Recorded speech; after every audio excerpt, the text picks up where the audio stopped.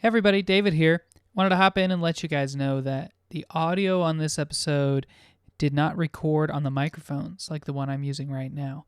So you're going to see us, if you watch this episode on YouTube, you're going to see us using microphones.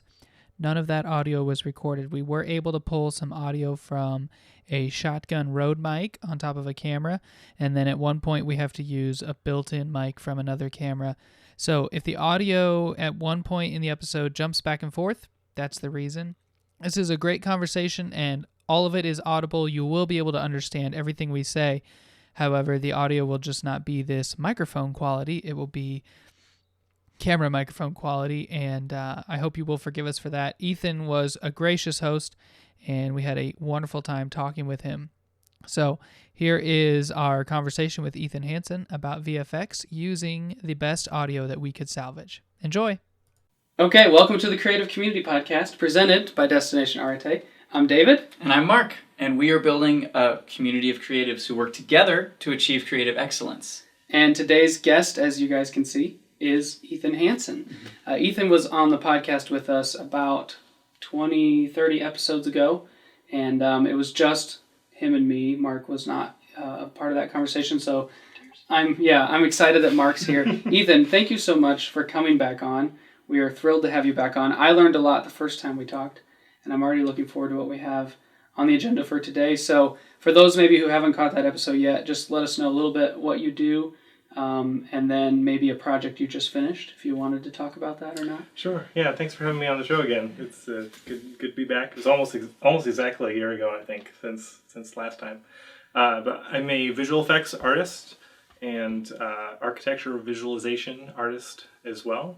I just wrapped up almost 19 months on a project for Bob Jones University, creating a show for Answers in Genesis, the Ark Encounter. It's a show called Unbelievable, and it's running there twice a day, every weekday this summer. Okay, so people can go to Kentucky and see this show. That's really cool. Yeah, and I imagine like a lot of people who have been cooped up inside of their house for a year will be going out to the Ark Encounter this summer, especially believers who have been itching to get out since way before. Yes, so. yes, lots of people. A good way to remember what it's like to be cooped up in your house is to go look at what it was like to be cooped up in a boat, right? Yeah. That's a good point. Yeah. They had their own sort of crisis that they quarantined from. Yeah. Just doing, household only, family, household, and your pets. And since you mentioned that, the show was actually supposed to open last May, but because of COVID, we had to scramble and reschedule for the next year. So you've been wrapped on it since last year? No, no. I wish. That was a mean question. Well, no, I'm just asking because if it was scheduled to be done last year, I was just curious. Yeah, no, the project filled all of the allotted space that it was given. Originally, it was supposed to be 2.5 months of work, but it turned into 19-ish months of work. And most of the time, I was the only artist working on it. So, yeah, I'm very glad that it's done. Well, that is a great segue into our first question, which is, what has been the most challenging and the most rewarding for you in recent months with working in VFX? Or you can talk about as you've been learning VFX over your career, but more recently, most challenging and most rewarding. We always like to find out what it is that makes people better, but also what it is that brings them joy. Well, I'll tell you, this project was a lot different than stuff I've worked on in the past because if I wanted to be fancy about it, I'd say I was a VFX producer or lead for the show, but that's kind of exaggerating because I was also the only 3D artist on the show. So I had a great collaborator, Bruce Paul Hamus, who's the After Effects wizard, and did more of the 2D or 2.5D stuff for the production. But where the 3D was, it was just me. Whereas other projects I'd worked on in the past, I was part of big teams of 30 artists, sometimes one of 30 or 40 VFX artists. So going to being the one who was, managing the shot list and communicating with producer, as well as creating the shots, was a very big change for me. And I do not like wearing all of those hats at the same time. I don't recommend it unless you're really good at focusing and context switching and all that. But yeah, it was rather a lot, and I'm looking forward to going back to projects with greater numbers of collaborators. But it was very rewarding because I was able to choose what kind of pipeline I wanted to work with. I was able to choose at the beginning what kind of software to use, what kind of NLE, what 3D solution, and of course I chose Blender because I've been a big fan of the Blender Foundation for almost 13 years now, and all of the 3D effects for the whole show, almost 75 shots, were created exclusively with open source software, Blender 3D, which feels great.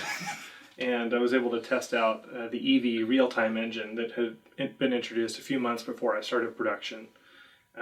And with real-time graphics, being able to use those, there are about a third of the shots are in the Eevee real-time engine rather than the Cycles engine.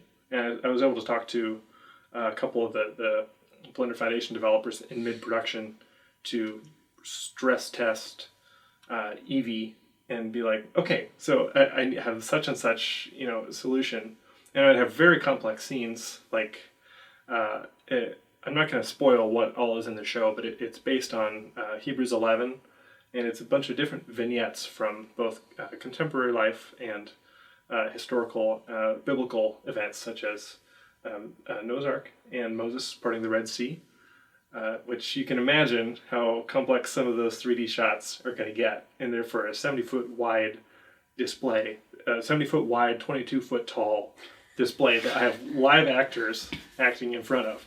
So Moses has to walk in front of the Red Sea being parted. That was one of the really tricky things about the show as well, is we had to strike a balance between a stylized approach and a photoreal approach. I'm a photorealism artist. When you work in ArchViz, it's almost exclusively photorealism. But when you're working in film and theater, that's very stylized most of the time. And Jeff Stiegel is another collaborator on the project. It pushes Big theater guy. Big theater. And if you've ever been to Summer Shakespeare or a BJU dramatic production that he's been involved with, he really pushes things towards the very colorful, stylized edge. And that's something that was kind of threw me for a loop. I was out of my depth for that a lot of the time. But anybody knows, I know you guys have a friend who makes custom shaders. I'm trying to remember his name. Yeah, Alan Wyatt. Yeah, Alan Wyatt. Good friend of mine. Alan Wyatt developed some beautiful shaders based on like Tonko House's The Dam Keeper. Mm-hmm. And developing one shader like that could be the effort of months sometimes. But when you're doing stylized work in a 3D pipeline, it gets very complicated very fast. Anyway. Were you able to find shaders already created to make the other people on the project happy, or did you have to make some of your own? I think every shader that makes the final show is one that we created custom. Wow. Yeah. It's just... So yeah. That's why 19 months. That's one of the reasons. Wow. Yeah. I think probably 2 to 3 months of solid production time were dedicated to the water effects. Mm-hmm. And you couldn't just screen grab Charlton Heston's Ten Commandments and did stick reference it on that movie. I referenced Moana. I referenced Prince of Egypt. What was that terrible live action Pharaoh's Gods and Kings? Oh yeah, with Christian Bale. Yeah. Oh my, I do remember that. Yes. But some of the VFX shots are pretty good. Yeah, so at least some part of it was redeemable. Oh yeah, that's good. It was doing the Lord's work eventually. Yeah. I'm sorry for any people who worked on this show. It's not your fault. It's okay. He did like your VFX. If you did work on the job. show, he did like them. So, this is just the art nerd side of me coming out, but are you going to be able to post stills of this, or since it's technically a production project that's being shown that people have to pay money to, is there any way to see any of the work that you did outside of going to it, the Ark Encounter? That was something I was worried about at the beginning, but none of the entities involved with the project were very concerned about getting people to sign NDAs or anything like that. So from everything that I learned, I will be able to release most of the production art from the show. Are you going to? I will at some point. I've got about a terabyte of production files sitting on my workstation over there, which I have to sift through and pull out. I'm going to put them in my new demo reel in a couple of months. Okay. Here. When the cameras turn on, can we see them? Yeah, in the bonus content. Those of you who aren't live here at the studio. For a fee. No, yeah. Yeah, for subscribers only. Yeah.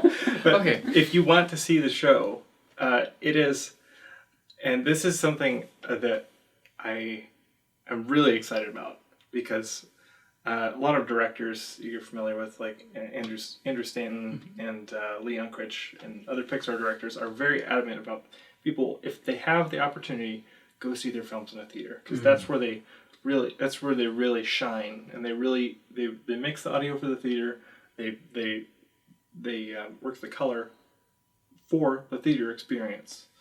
They want you to experience it there. That's how they designed it. When you take it home, you miss a lot of it, and we've all been watching movies at home over COVID, but with a show like Unbelievable, you have to go see it in the location. Seeing a 70-foot wide LED wall with live actors performing live, choreographed to the production in front of it, is something really special. You just have to see it in person. I have watched it for hundreds of hours on a 27-inch screen, and I can tell you, it looks terrible. When you put it up on a big display, the way it's meant to be seen with the actors, like, okay, then it makes sense, and you realize. But yeah, I would not release the 20-minute animation online, because it wouldn't do it justice. Okay. Well, I wasn't asking to like be able to see it without paying for it. Yeah. I just wanted to see like the art behind it and the art production, like just the stills, because I know sometimes even if you just pause, some of these films and look at just it as a painting, every frame of painting, like it just looks beautiful. So that's what I was interested in. Was not your Tony Chu reference there. Yes, exactly. I was trying to get at, like, I think that I just want to see the art. Even if I'm not able to get up to the Ark Encounter this summer, which I would love to. Though, if you don't catch it this summer, there is a chance that it's going to be playing every other summer for a while. Okay. Or perhaps repeat it next summer as well. So keep an eye on the AIG website for that if you are so inclined. Okay, so I've been super excited to talk to you about this, because it's something that's always in my head, and I don't have a lot of. Maybe I do have strong opinions about it, but I just wanted to know. He does. Okay, what is, and you can say it hasn't happened yet, or you can say anything, but what is the golden age of VFX? Like, VFX as a medium is very new, quote unquote, it's very young, and, but film is very young in terms of the history of the world. So, but to you, has the golden age of VFX happened yet, or is it still to come? That is a great question. And I was reading over that earlier. I have mixed feelings about this, because We hoped you would. so there are some like distinct eras of visual effects, and I'm not a practical effects guy. I absolutely recognize the value of it, and it's something amazing that I cannot do that films languish without. But there seems to be this back and forth of, you do not realize how many 3D VFX shots are in films. You don't even recognize it. Or films are nothing without practical effects. And they're both wrong, because right now you have to use both if you want to make a feature film economically and at the level of quality and discernible detail that will stand up to contemporary audiences. But the eras I see are back in the 70s with, I always think of Ray Harryhausen's films, like The Seventh Voyage of Sinbad. That's it. And puppeteering, animatronics, all Jaws. The Yeah. shark in Jaws. Yep, the shark and Jaws, just landmark practical effects that, you can't not include those in a history. Speaking of which, if you have not seen Martin Scorsese's Hugo, which is like a love letter to visual effects and magic in film, you have to watch that for this conversation. The next era I kind of see is either really late 90s or early 2000s. with Guillermo De Toro. Okay. Yes. Guillermo De Toro. He has this just vision for fantasy. And he also did Pan's Labyrinth, which is just incredible fantasy film. Very, very sad. But, oh man, it's making me sad just remembering the movie.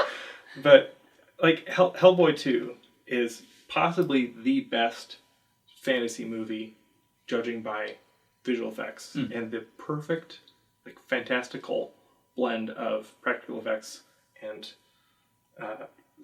3D digital effects. It's amazing. And we've walked so far away from that it just makes me sad. But I also lump in Star Wars with that, even though Star Wars is like a generation spanning saga, and you can kind of see every step of the way of visual effects from the beginning to the end. With today, the new era I see dawning, and I talked about this last time I was on, because Mandalorian had just come out. The Mandalorian is the beginning of a new era that we can't imagine what it's gonna do, because it's this marriage of practical effects where you've got practical lighting, and it's something, if you're not a VFX artist, this wouldn't stand out as a strange thing, but Mando's armor is shiny, very shiny. You do not put shiny armor on people who are going to be in front of a green screen, because you've got to remove your matte color, and it's just awful. And yeah, but he's wearing shiny armor all the time in the volume.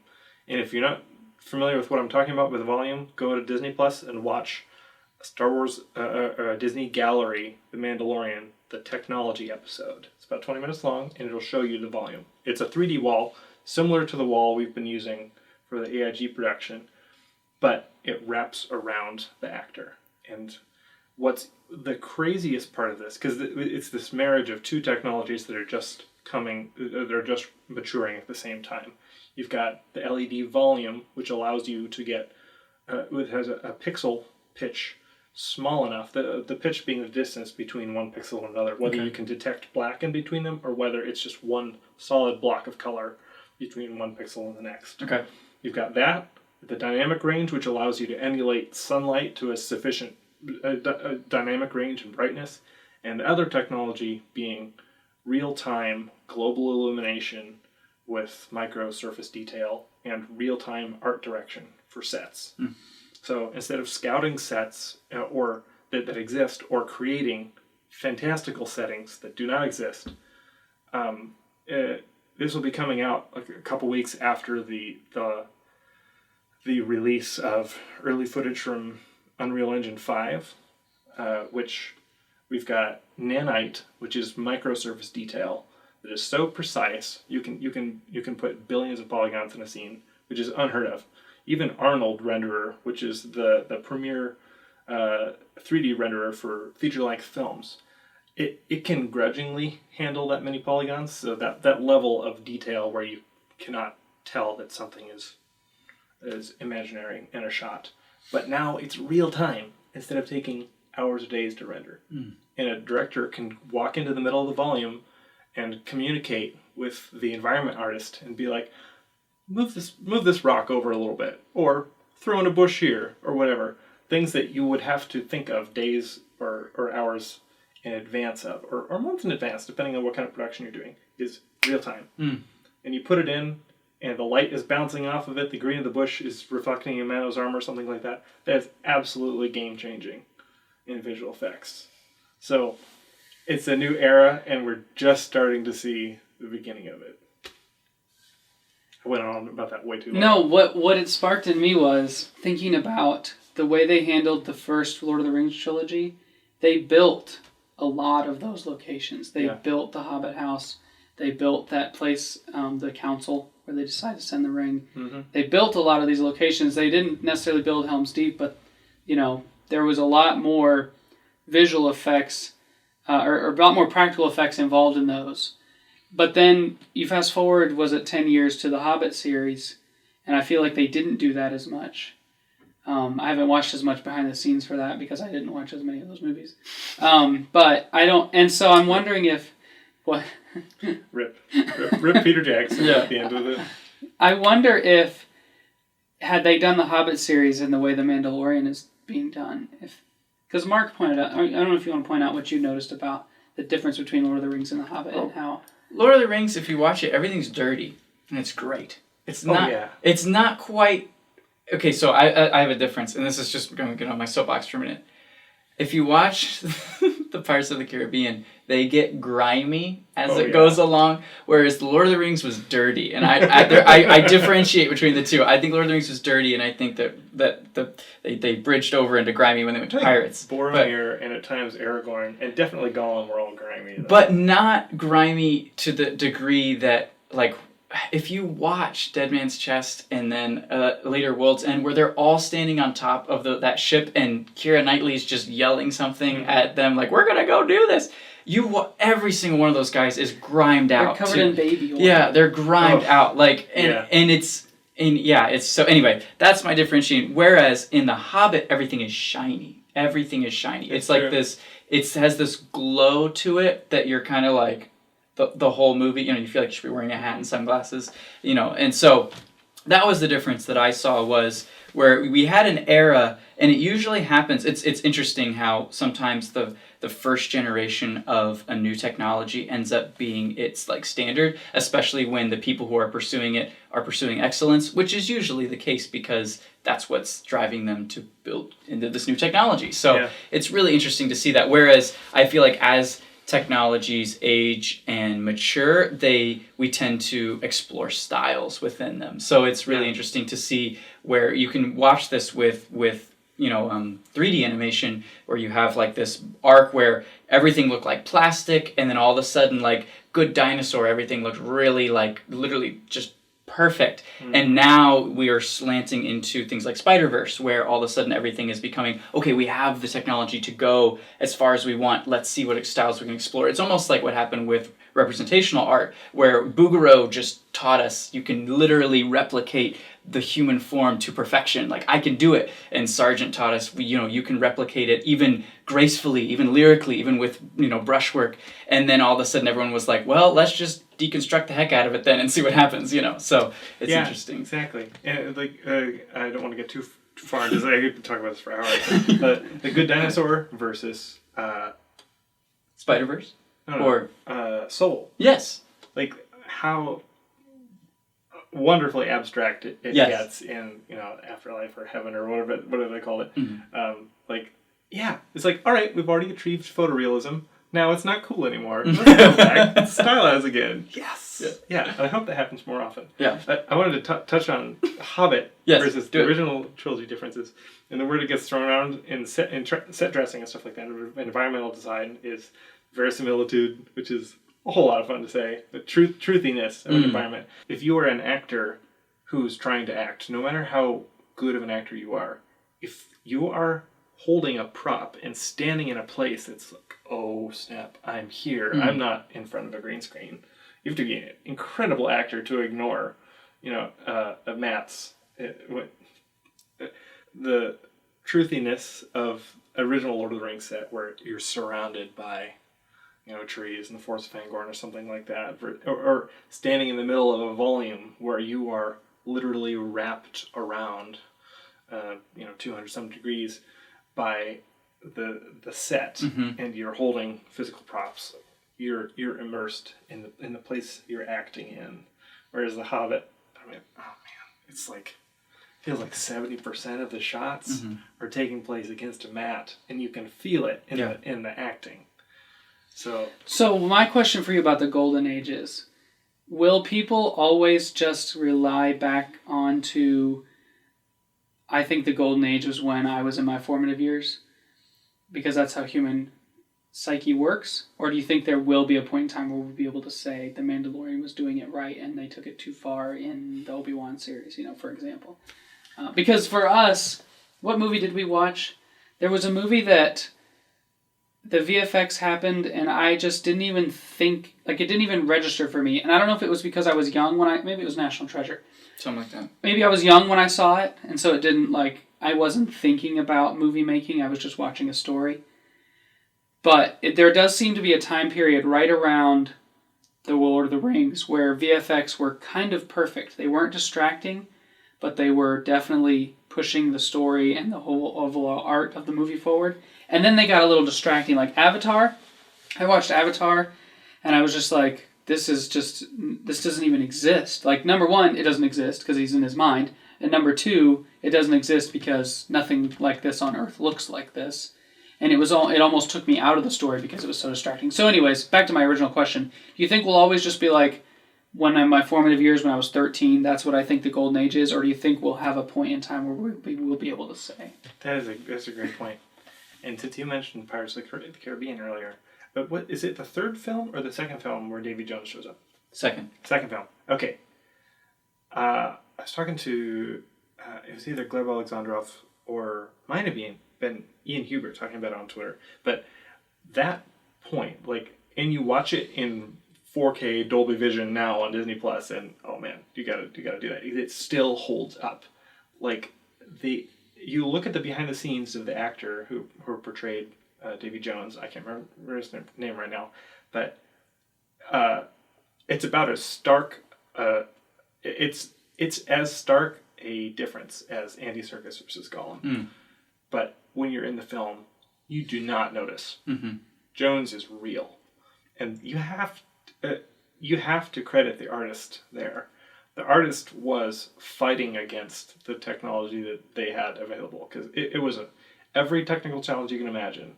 A bioorganic subject with human features having to cross the uncanny valley.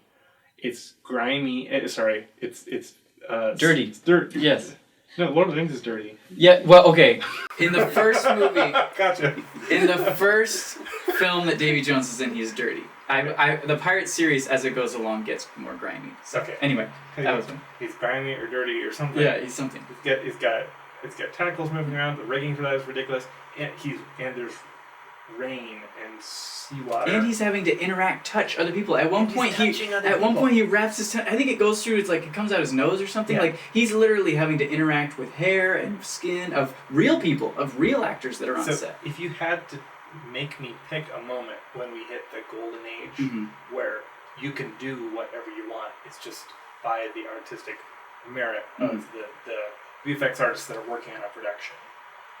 And Avatar owes so much of its success to artists, mm-hmm. because motion capture, if you look at the pure motion capture from those, it is worlds away from what the final production would be. Anyway, that would be the moment I say Davy Jones. We've hit it, mm-hmm. because we are only limited by the skill of the artists that are working on it, and the technology is not holding us back anymore. And I think someone like Ed Catmull mm-hmm. would attest to that as well, who's been here since literally the dawn of 3D visual effects. Mm. But I think now, and honestly, the movie in the last couple of years that illustrates this to me best is Parasite by Bong Joon-ho. Mm. That Yes. got Best Picture at the Oscars. Yes. I last actually year. watched it this year, so I know what you're talking about. And There are dozens of VFX shots in there. You would never know it. Mhm. Because it's not a fantastical film. right, it's a slice of life story. It's a slice of life story with some horrific elements to it. So to me, it feels like we hit the second part of the golden age of visual effects in film, which feels just as important, because that film would be impossible to film on its budget without the VFX shots it used. Correct. I think the total budget for Parasite was like $15.5 million in USD, and it won Best Picture. Yeah. What did the Best Picture before that in the last 5 years average? I would guess $150 million each, which is a lot more than $15 million, and you would never know, because it's taking place in Seoul or thereabouts in South Korea, in a very wealthy neighborhood, contrasted with a slum, which can be just as expensive. With having to flood an apartment or something like that. That's very expensive. Yeah, for reference, they have an underground apartment that looks out onto the street level and that floods. Mm-hmm. And they're going home in the rain, and the rain is, and what I read, and I think you might have actually, what I read is that they built a set and flooded it. For that, they flooded it with thousands of gallons of water. But then the visual effects needed for everything to be floating or whatever it is that they needed to happen, that also had to be included. Yeah. And so it was a combination of the practical and the visual. But that's interesting. But like the big mansion that the other half of the film takes place in, most of it doesn't exist. Right.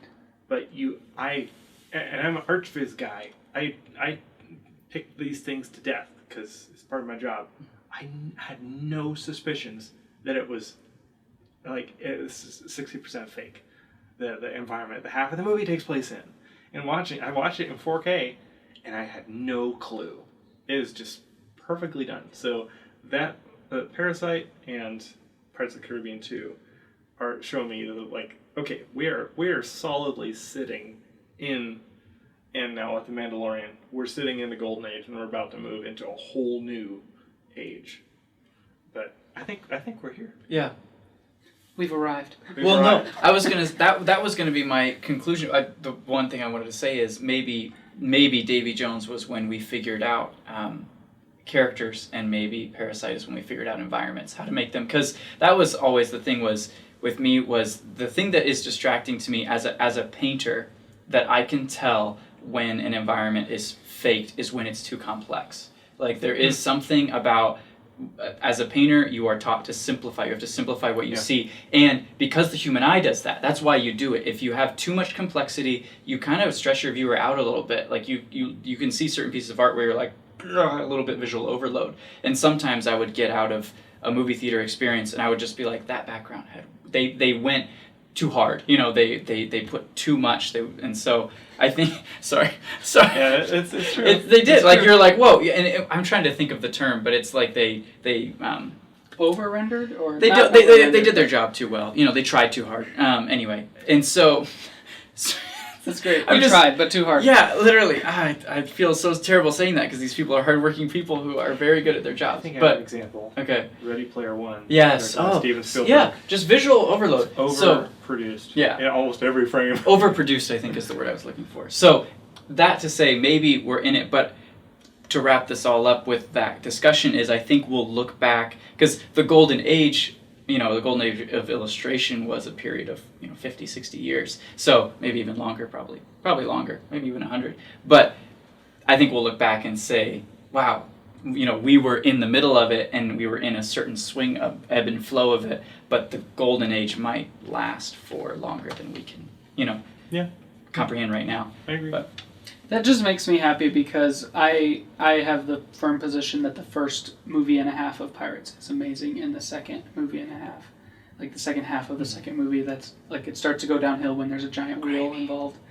Like when the giant wheel starts rolling through the jungle is when I turn the movie off and I don't watch the rest of the trilogy. But the first movie and a half for me are like everything I want from a Pirates movie. That's also PG. Yeah. Like it's so. Anyways, that makes that validates my opinion. Well. The last question we had for you, the last official question was, what do you see the future of VFX? And I feel like we've kind of.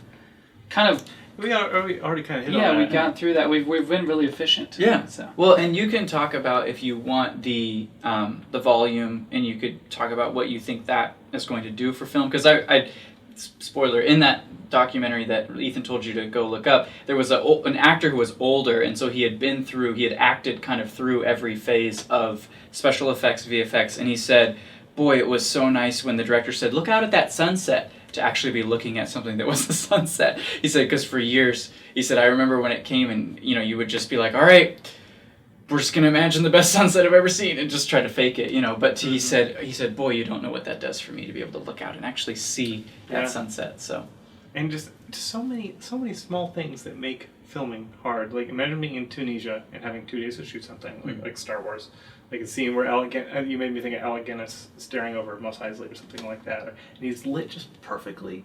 And it's like, you've got to nail that shot at that time of day. Because the sun does not do what you want it to do. You've got to wait another 24 hours, and then you got to leave the country because your visa runs out or whatever. Versus in the volume, you literally tell the guy, hey, give me 5 more degrees on the sun and warm it up a little bit. Or give me a new HDRI and make it rain. Yeah. And you've got second by second art direction, and the actors get to be in it. Yeah. That is just going to make it so much more accessible, because a lot of times actors are picked by their experience and their ability to, like, okay, you've got to get it on the first take because the sun's gone. Mm-hmm. Versus, we can do this as many times as we want because there are only 10 crew members here, not 200. And we can shoot this exact shot and match cut. David Fincher is just right now. I'm so happy. He's how many takes did you say we could do? Oh no, I think we shouldn't tell Fincher about this. Maybe. No, I was thinking that about how you can now, like you said, make a movie with very bare bones as far as like locations and crew members and like as long as you have the actor in the volume area for 5 days and you have and you get the shots you need, you don't have to go to now the purists will say film on location, right? Because that's what makes it great. It's pretty hard to argue that when it costs you $5 million to film on that location for a month or whatever. I mean, there will always be that argument, and I think you will always be able to feel the difference because with people, I mean, even with how good VR is getting, it can only trick you so much, and with the performance, that's probably going to be the biggest factor is how real a performance feels. But I think it's gonna just about break even because as more and more talented directors and actors get access to filming in a volume, you're going to see the cream rise up, and it's not going to matter. And I think we'll start to see the separation when we start using the volume for spaces that already exist. So taking a movie that, like, take You've Got Mail, made in New York, filmed in New York, and then make it in the volume and see... Because right now, we're not noticing as much because it's Mos Eisley. It's, all these planets in Star Wars that we've never been to. We don't know what they look like, so we're just like, oh, that looks so cool. But if they're trying to make Chicago in a volume, that's when I think we'll start to be able to weed out. And it has its limits. Because the volume is only so big, and if you want to run somewhere, you get 2 seconds of running time, and then they hit the wall, you get behind the wall. But if you're in somewhere like New York, you'd have to be on a treadmill, and like treadmills for that, like that really breaks the realism. And an actor that could perform that sort of like that, like that classic New York shot where you're like spinning around and the camera goes up, and you do the 3-point perspective up at the skyscrapers, and then they're like dashing back 20 feet. Like, that's a shot. You still need to do that outside unless you really, really, really know what you're doing. So it's always going to be a tool, and sometimes it's not going to be the right size for the job, but it is a game changer in any way you slice it. I watched the movie Secondhand Lions. I don't know if you've ever seen it. Oh, yeah. Okay. Oh, yeah. So when you turn on Secondhand Lions, you are all of a sudden, there is something about the quality of films from 1990 to 2005 where there's something about them, I don't know if it's the film. Probably. Because you like when someone says, oh, they don't make them like they used to, they're not talking about the writing, they're talking about putting a shot over a field that has a farm on it, and you can hear the buzzards buzzing and the cicadas, and there's no, name one movie that you have seen in the last 4 or 5 years where the opening shot is just a shot, and it's just a farm with cicadas, and you actually, like, the film isn't that great quality, like, you can see, like, the reflections on the grass, and no one touched it up, like in something, you watch, Interstellar, all the grass is touched up, no bright reflections, it's all been color graded. I don't know, was it just that there was no color grading? What is it? And that's what I wanted to ask you. There was color grading, but it wasn't... Well, that's what I wanted to ask you. If you, Ethan Hansen, if I say, I have $15 million, and I need a movie that just reeks of the early 2000s filmmaking, what do you do? So, because I want it so bad. I think two big differences between then and now, and I'm sure there are more, but shooting on film, there is something, it's not undefinable, but unless you are a colorist who really knows what you're doing, it's magical. And it's really hard to shoot on, and most people have abandoned it for good reason, including Deakins. Deakins shoots digital now. I think we've talked. Shout out his podcast, Roger and James Deakins podcast. Fantastic, but the color is so beautiful, and it feels, I'd say, like earthy instead of grainy. There's that very tangible quality to it, and then along with that, and necessary for it, because I could shoot on film and something would look terrible, absolutely horrible, is the craft of it. I think we've seen a shift in films, like industrialization and not just expansion, because Hollywood has been big for a really long time, but switching to digital processes and shots being done by farms. When a shot is done by frame store or even ILM now or real effects, I can usually spot what house did a shot because of how it feels. And because everybody's getting the same training in that house. Yes, and it's a lot different than it used to be. So, like Moana, when they I almost said when they were shooting Moana. They did not shoot Moana. It was entirely built for every atom, essentially. But like that, it's not all Pixar. Like a lot of the water effects done by Side Effects. It's outsourced, and you can feel it. I don't want to be too magical about it, but that's part of the thing that you are sensing. Whereas the craft of a film like Secondhand Lines, do you know who wrote or shot or directed that? I can't remember any person that's associated with that film, but it has this. I just know the actors. It's very perfect. It has kind of a fable feeling to me, and it's beautiful. And I think a lot of that is in the directing. A lot of it is in the work of the colorist to get it to feel like this really precise tone. I think that's what you're feeling. It's hard to define. It's hard to replicate, and I think it's Denis Villeneuve captures this for me, like the movie Arrival.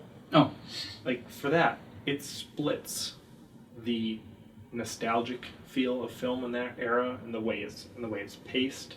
And he shoots all digital now. I'm not sure he's shot on film since digital has been around, but for me, he captures all of that movie magic from that earlier era while doing contemporary subject matter. So the difference between a movie like Interstellar, with a gigantic budget and all of Nolan's signatures, and a movie like Arrival with a pretty small budget, and I don't know if it's, you can say Villeneuve has signatures at that point. It's like his fourth or fifth movie, but yeah, he in the craft of it, you can capture those indefinable qualities. It's still there. Thank you. That was a very personal question for me. Honestly, I could talk about this kind of stuff all night, but we will after the cameras turn off, probably. That's probably true. No, man, I feel like that kind of puts a bow on it. I don't even want to ask you like a tangential question about non-fungible tokens or anything like that. I just kind of want to. I don't think he wants us to ask him about non-fungible. I just kind of want to leave it at that. I'm so sorry, Ryan. I'll answer that off the air. I think what we'll do is just kind of leave it with that, because that's everything I've wanted in a discussion. I would like to have that discussion 10 times and talk about 10 different things. Next time we'll talk about anime. Yeah, so tomorrow night, I don't know what you're doing. Ethan says no. Yeah. Well, just remind everybody of where they can find you, and then we will wrap this up.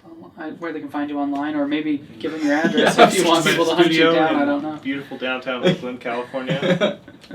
I'm working out of Greenville, South Carolina right now, where we are at in my beautiful studio that we tore apart for this interview because it's tiny. Thank you for letting us in here. We're very grateful. I'm so happy. I've had so few people in here since I built it during COVID. You can find me on Twitter at Hanson_house, on Instagram at Hanson House, one word, and I promise I will post work on the internet at some point. I think my last 2 Instagram posts are 2 and 3 years old respectively, maybe 3 and 4 years old at this point.